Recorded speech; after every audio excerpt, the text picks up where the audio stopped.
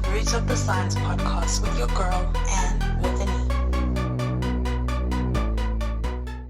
Hello, everyone, and welcome to another episode of the Roots of the Science podcast with your girl, Anne with an E. As usual, another friendly reminder that if you want to start your own podcast, I highly recommend using Buzzsprout as a podcast host. And there's a quick and easy way for you to start by clicking in the show notes. You'll find a link and you will also help support the show. Now, let's get into today's episode. My guest is Rivoningo Khosa. She's from Limpopo in South Africa and now based in Johannesburg. In this episode, we learn how she got into the field of geology through the help of a friend, and 10 years later, she hasn't looked back. Currently, Rivoningo is a PhD student in geology at the Human Evolution Research Institute, otherwise known as HERI, at the University of Cape Town.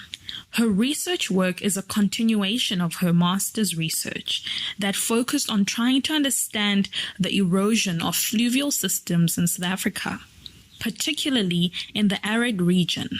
Tells us more about this work and its importances that link with some of the United Nations Sustainable Development Goals. We also dig a little bit deeper and we find out more about the field of geology and some of the best part for her being in this field, which is more than working in a mine.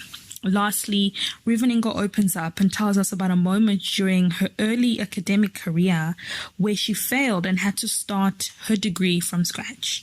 She touches on how her family has been so important in helping her reach this stage of her life. So to find out about all of this and more, tune in.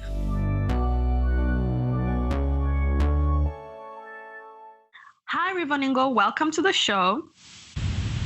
Hi, Anne. Thanks for having me on your show. It's a pleasure. I'm really excited to talk to you and for everybody else who's listening to just get to know about you. So tell us a bit about yourself, your age, where you're from, where you're based right now, and what you're currently doing. Okay, so I am 27 years old, going on 28 later in the year. I'm from a small village in the northern parts of Limpopo called Nyavani, in South Africa. I'm currently pursuing a PhD qualification in geology at the University of Cape Town, but I'm currently based in Johannesburg. Oh, lovely. So before we get to know about your science and everything else that you do, I just want to get to know you away from the science. I know that, you pre-COVID, you used to spend a lot of time at church, and now, like many things, everything has moved on online. So how has that transition been for you? Is it the same, or do you feel like there's that thing that's missing? In the very beginning, it was different. I've always watched YouTube church from international churches, but our church was just ours. I could get to sit in the seats. I could just fellowship with people next to me, my friends, my family. So just, watching our church online is still church, but there's that thing missing, Just seeing those empty seats, that I used to sit in and just spend time in, it's not the greatest of feelings, I must admit. But, I still enjoy church, but it really isn't the same. Yeah, I think you echo a lot of people's sentiments about that sense of interaction, that fellowship. Like as much as it's there, there's just something that's missing, and I think this can transcend even past religion rather, into other things, other events that have gone online. There's that element of where you connect. I think as much as we are connected, we aren't really. It's not the same. We used to do this thing at our church where we would have a minute of connection, literally just saying hi to everyone around you, giving hugs and everything. We can't even have that. hugs are illegal now. So hey, it's illegal. like, you have to do the elbow touch. right? The same elbow you sneeze into, but hey, that's a story for another day. But it's insane. It's very uncomfortable. Yeah, no, but I think this is, as they say, this is the new normal. I don't know how long it's going to take for everybody to go back to what we used to know and love. And I think that's another thing that most people can take away, that those things that we took for granted, that little 1 minute connection at church, or those moments with our loved ones, when we do have that opportunity to go back, it'll be really good to be like, oh my word, yay, again. Hey? This again.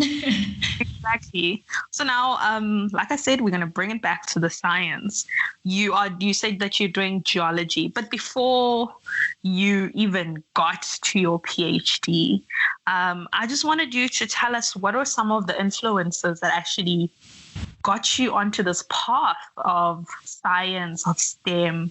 Was it people who you knew? Was it a TV show? Or was it even something that you actually wanted to do? I know a lot of people probably going to think my answer is weird, but for me, I never saw myself as an office desk person. I always felt like I'd feel so bored, so trapped, waking up every morning, sitting at a desk, crunching numbers. I have nothing against accountancy and numbers and math and all of that stuff, but, just having science as an option for me meant the option of going outside, seeing the world, just experiencing this beautiful world that we live in beyond just the hustle and bustle of it all. Because, the beauty of what I do is I get to leave my space of comfort and I go into the outside world, sometimes in very compromised places where you're sleeping in a tent in a little sleeping bag and you've got packets of food. It's when someone who crunches numbers thinks of that, they think, oh my God, why would you want to do that to yourself? But there's so many things you get to experience when you're out there. It's this level of peace, it's just beautiful. So for me, I didn't know geology was it for me, but I knew that a desk forever was not it. I always enjoyed life sciences. I think it was called biology back in the day. And I always thought I'd end up as a geneticist or something. I was very interested in genes and things like that when we got to that section in high school. Right. So in my head, I was like, I'd be a geneticist. Awesome. So I always made sure that with my subjects in high school, I made sure that there were science-related subjects so that whatever direction I ended up with, it would be in science. And so I applied to university and I got to Wits and I was supposed to register. I remember it was the 15th of January, 2010. And I was sitting in that queue, time to register. So the thing is that Wits, you apply for a general BSc and then when you get there at registration, you get to choose which one you want to do. So I sat there in the queue. I'm like, oh my gosh, I didn't know this at the time that I had to then choose when I get to the queue. And I'm like, oh, options. Do I really want to do biology? And then this thing kept saying, choose geology. And, and you know what? I chose geology. And 10 years later, here I am, PhD level. Wow. So you had how? Okay. I know, right? Was there a show? Did you even know what you were choosing? Let's start there. Did you even know what geology was? I had a friend, we're still friends. I had a friend, she did geography in high school. I didn't. So I was really far off. But then I found out that I didn't have to have done geography to do geology, which was a plus because just math and physics was it. And so my friend used to say she wanted to be a geologist. And I had an idea of what geologists did. I knew geologists worked in the mines, but that was it. My knowledge of geology was based in studying rocks in the mines. There wasn't any other stuff relating to geology besides rocks and mines. The idea of mines really scared me. But I was like, that whole thing, if it doesn't scare you, it's not big enough. I went with that. And yeah, so my friend introduced me to the idea of geology. And funny enough, she ended up not even studying geology. Oh, wow. What a story. Right? What a story. So shout out to your friend. Yeah. For inadvertently helping you shape your whole career path, actually. Right? It's crazy. So that's a good friend to have. So you said that you didn't know what geology was past the mine aspect of it. Yeah. So when you actually did it, were your expectations met or were they exceeded? They were exceeded because, oh my goodness, there are so many options. Because there's also still so many people that think geology is the mines. So when I tell them I'm studying geology, automatically they just want to say, oh, okay, so you're going to work in the mines. I'm like, no, I'm not, because mines scare me. They still do. And I'm not ending up there. Well, I don't know if I'll end up there eventually, but right now that's not where I'm at. So, there's just too many options. Right now, I'm sort of in academia, yes, and I'm a junior research scientist right now. So that has nothing to do with mines. So yeah, my expectations are really suppressed. Yeah, I can imagine. So you mentioned that you are you're doing your PhD in Cape Town at UCT, but you are based in Johannesburg, and you're doing your PhD in Cape Town. How is that working? So, unfortunately for me, because of COVID, I can't even go to Cape Town right now because, it's not allowed. But the intention was always for me to be based in Gauteng, because what I do for my work requires a certain piece of equipment that is based here. In Johannesburg, it's called an accelerator mass spectrometer, which is based at the NRFE Timber Labs, just next to Wits, actually. Funny enough. So I can't necessarily be based at my academic institution for that reason. Yeah.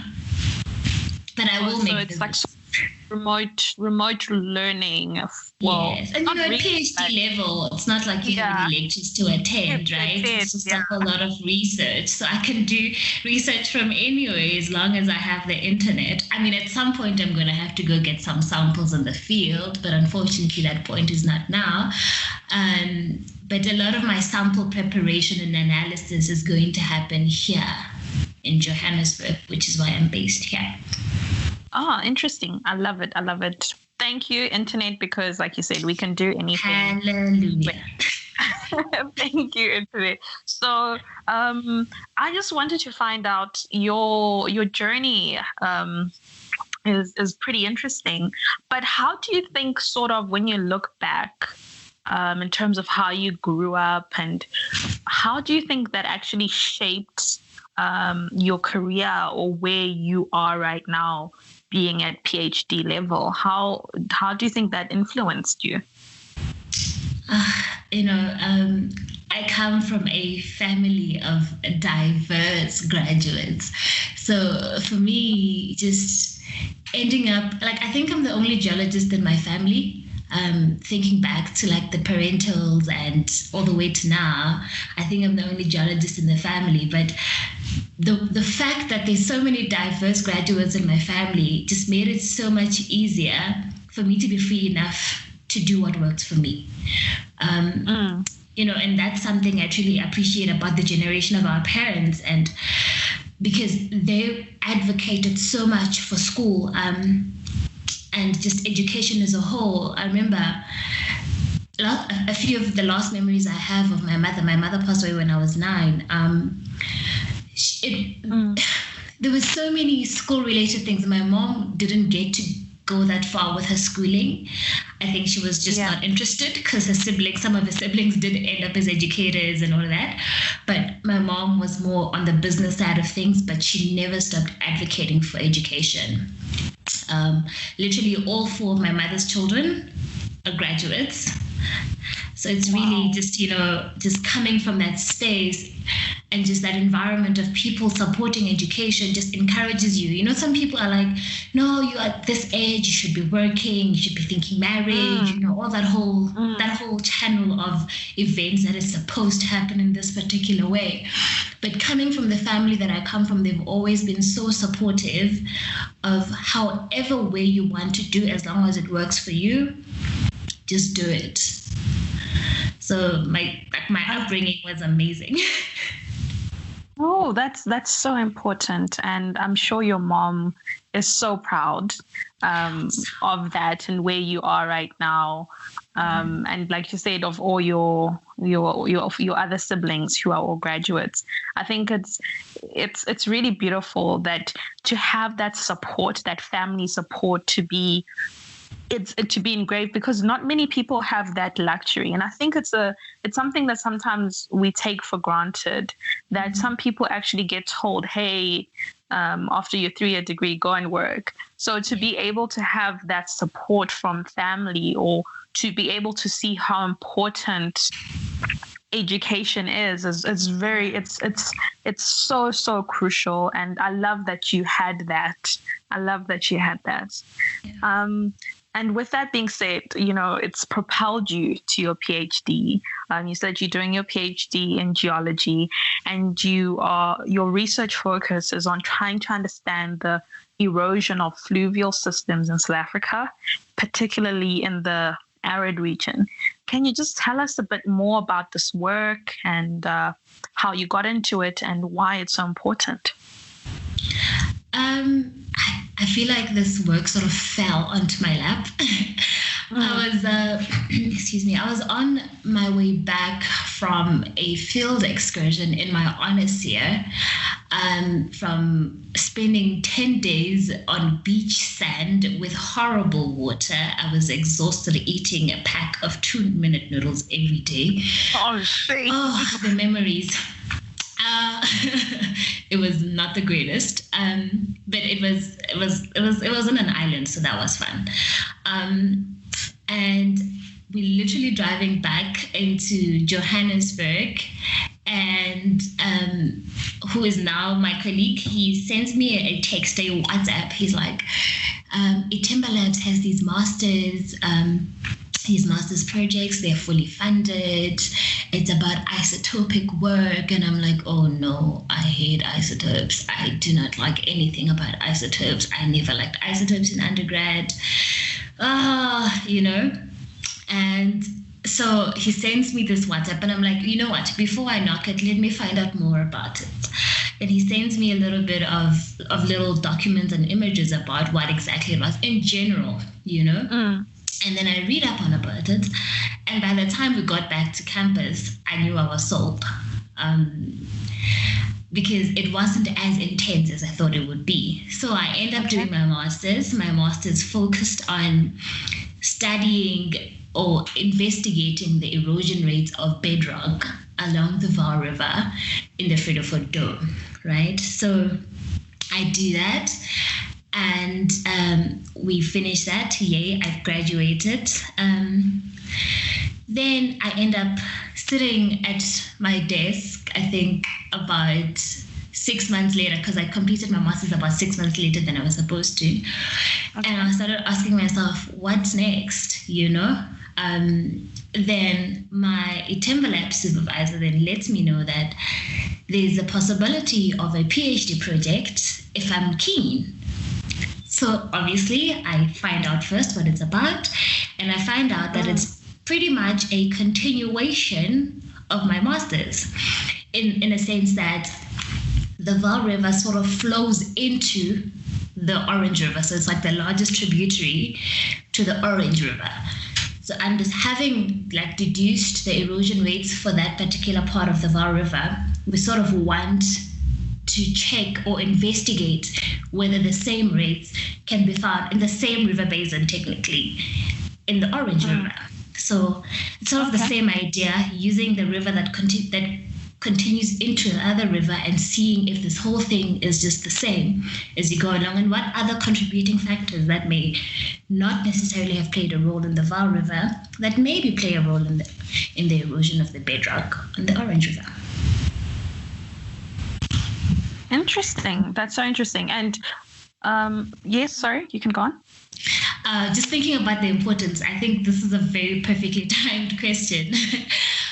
A week ago, had you asked me what the importance of my study is, I think I would have mumbled a lot of things. But I think now I am more in a comfortable place where I had to attend a course a couple of weeks ago that sort of brought the importance of my science to me as well. Because, sometimes you think I'm doing science for the sake of science. Nobody's interested in any of those things. So now in that course, I learned that there's something called the United Nations Sustainable Development Goals. And my study sort of fits into that, into just building capacity in the country and in Africa as a whole, and the whole, the countries that are the UN sort of, for the countries that fall under the UN, and just building the capacity of science in the world and just educating other people of the science so that they also want to be a part of the science.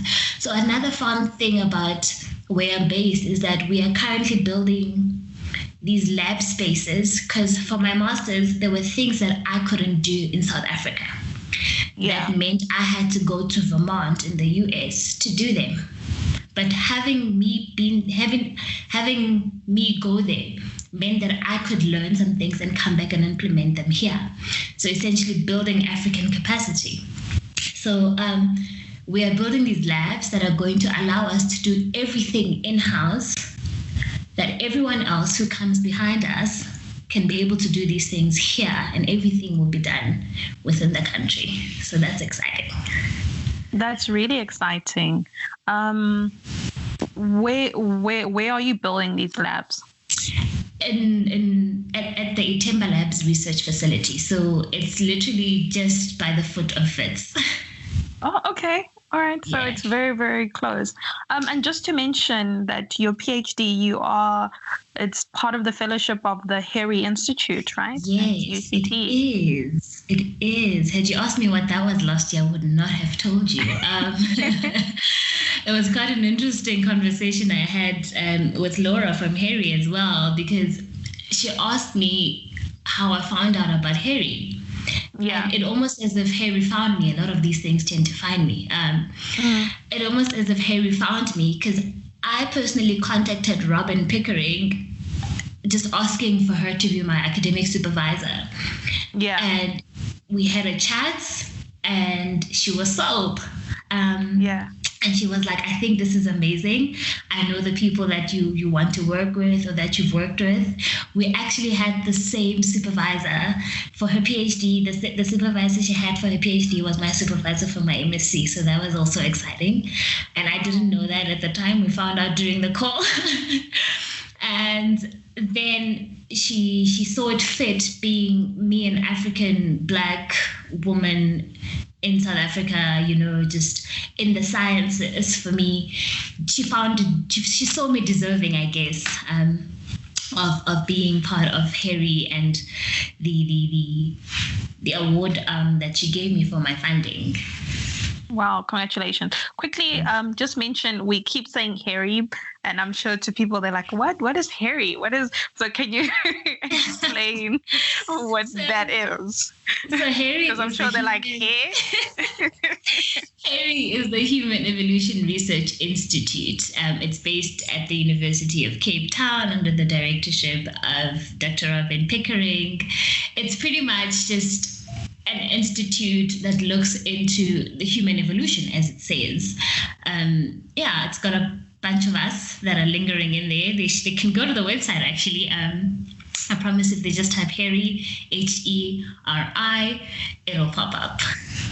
Yeah, and just to mention about your supervisor, Dr. Robin, she's the reason that we actually connected. So I love how all of these, it's really cool how you can meet one person and then they connect you to that. So there'll probably be more other women or other people rather from Harry who will be featuring on this podcast. And I'm so glad that you're one of the first ones that we are having to just talk more about what you're doing. It's really, really exciting.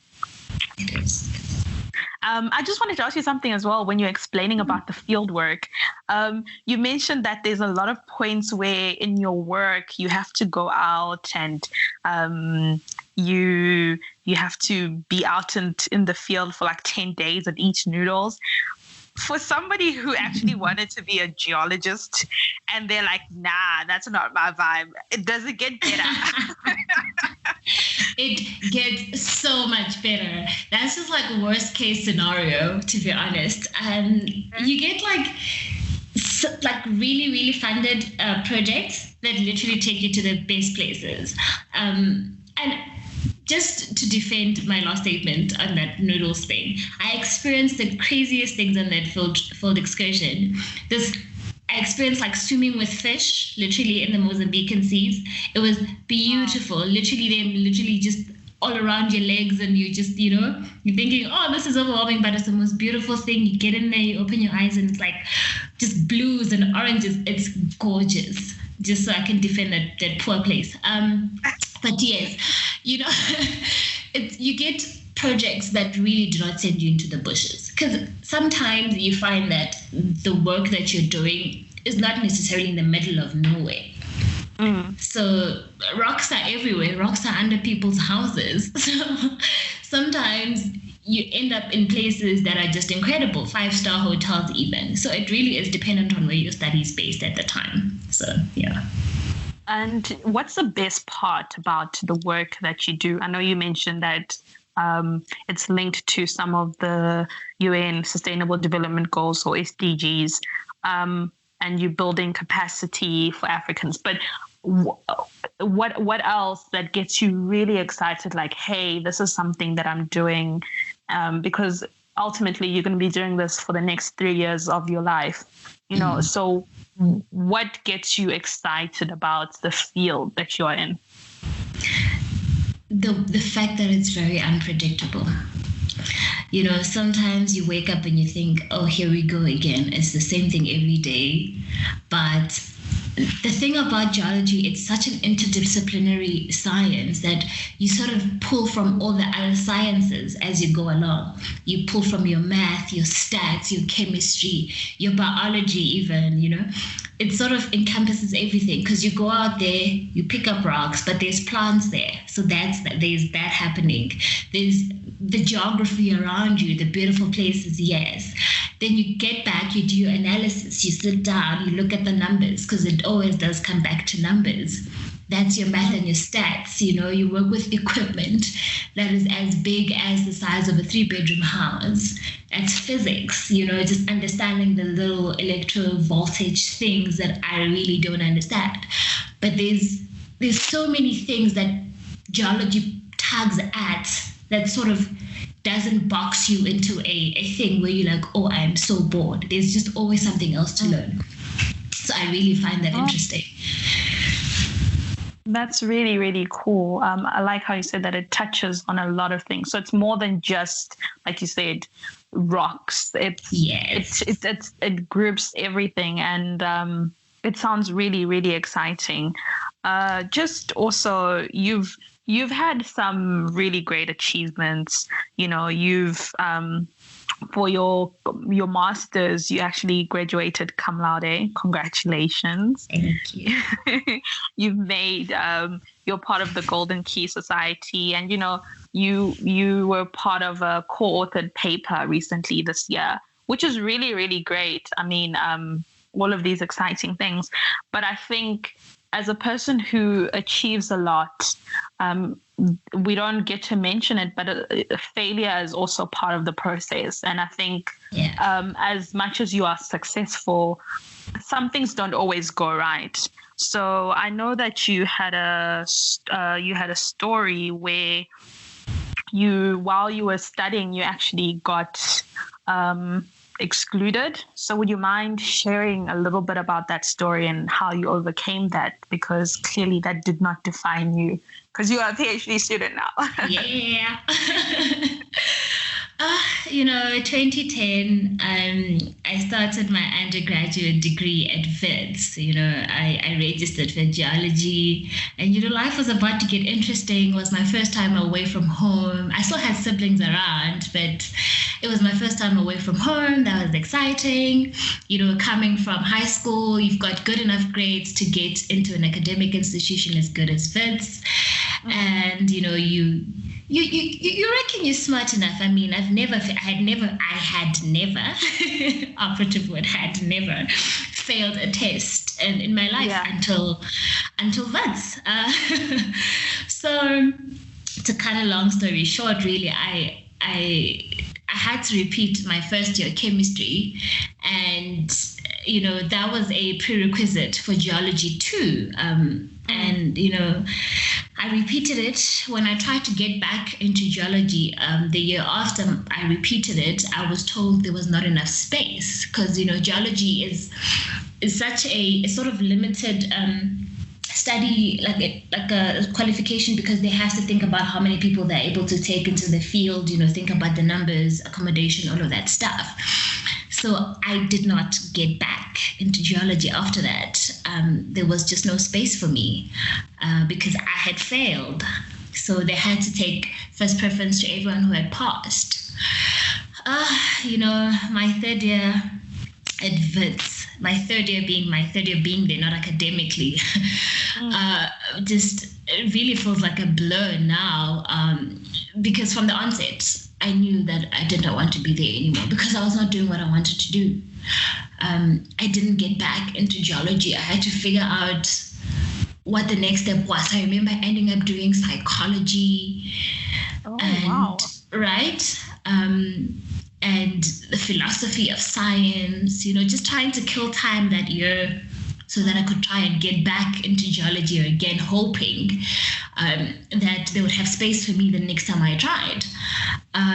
But I knew halfway through that year that 2012 was my last year at Wits. I really just, you just wake up and you just zone yourself into being there, but you didn't want to be there. And I really made very little effort to stay there, to be honest. And then my grandmother passed that year, and that was a whole stumbling block on its own. Sorry. Then at the end of that year, I got academically excluded. I knew it was happening. I remember speaking to my brother about it halfway through the year, and he was like, "It's okay. I understand. Failure is normal. You've acknowledged it at least. Let's try and pick ourselves up next year." My brother was amazing. And about a week after I got the letter of exclusion, I picked myself up and,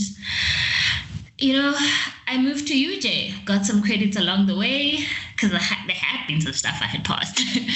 And here I am now, literally PhD level. Right? Amazing. I love that. And your brother, like you said, he was great for acknowledging, for supporting you. Yeah. And I think sometimes when you get to varsity, there's that weird shift that isn't spoken about a lot. That you come from, you come from high school and you think you are the smartest and you know everything, and then chemistry has all shown us things. Even I have my story of chemistry. No, mine is stats. Actually, mine is statistics. But where you fail a module and something happens, and in that moment you think that is it, because it's very hard to see yourself past that failure. But I'm glad that you had the support, and also, you had the passing of your grandmother also, which is a lot. So it's really great that you managed to pick yourself up. So you went and continued your honors at University of Johannesburg. No, I started from scratch. First year. I went to first year. Like I said, I got some credits along the way, but I went to first year. Because some of the things that Wits does at first year, UJ doesn't, and some of the things that UJ does, Wits doesn't. So I had to pick up some first year modules along the way I literally started from first year. How was that mentally, like going backwards? For me, the change of environment was a big deal for me. It was really good. I know it was just down the road, but it was a big contributing factor towards the person that I am today. It was a humbling experience, I will not lie. And just, being in class with people 3 years younger than you, but it's university. No one is ever really whatever age is supposed to be in any case. I literally just got to UJ and did what I had to do. I knew that failure was not an option anymore. I needed to get myself back into some sort of system that worked for me. I felt like I had lost 3 years of my life, but I had also gotten a second opportunity to try again. And I was not going to take that for granted at all. So yeah, I started first year. I didn't do Geology 1A because I had got credited for that. I didn't do your stats, your calculus. I fortunately didn't have to do chemistry because I had eventually passed it at Wits. So I picked up geography, and then I started joining the geology group in the second semester.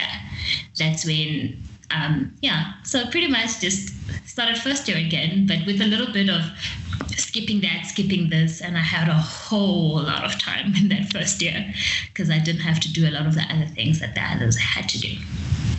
Wow, I love your story. It's fantastic. It's the ultimate comeback kid. Like you came back.